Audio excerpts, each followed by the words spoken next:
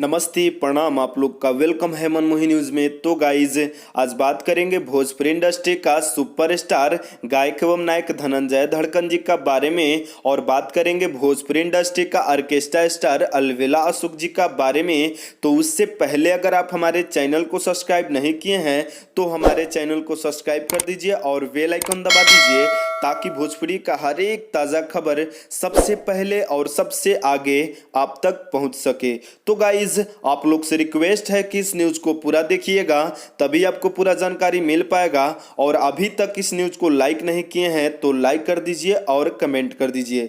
तो गाइज आज इस वीडियो में बात करेंगे अलबेला अशोक जी का बारे में और धनंजय धड़कन जी का बारे में कि दोनों में से कौन सबसे अच्छा स्टेज शो प्रोग्राम करते हैं। हालांकि आपको बता दें कि धनंजय धड़कन जी का बहुत सारा गाना है जो कि मार्केट में धमाल मचाता है और काफ़ी पब्लिक भी पसंद करते हैं धनंजय धड़कन जी का। और आपको बता दें कि काफ़ी पब्लिक में डिमांड भी होता है धनंजय धड़कन जी का।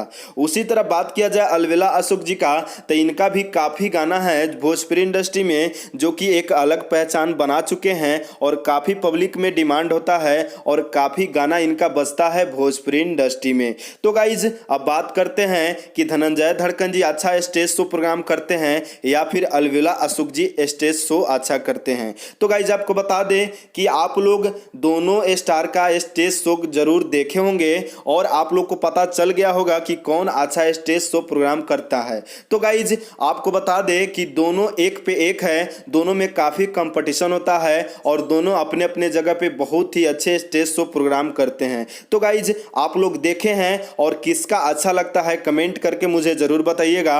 और आज का न्यूज़ यही था और ये न्यूज़ कैसा लगा कमेंट करके ज़रूर बताइएगा। और अगर आप भोजपुरिया समाज को पसंद करते हैं या फिर धनंजय धड़कन जी का फैन है या फिर अलबेला अशोक जी का फैन है तो इस न्यूज़ को ज़्यादा से ज़्यादा शेयर कर दीजिए और लाइक कमेंट कर दीजिए। और मिलते हैं दूसरे न्यूज़ में। बाय बाय, नमस्ते, प्रणाम।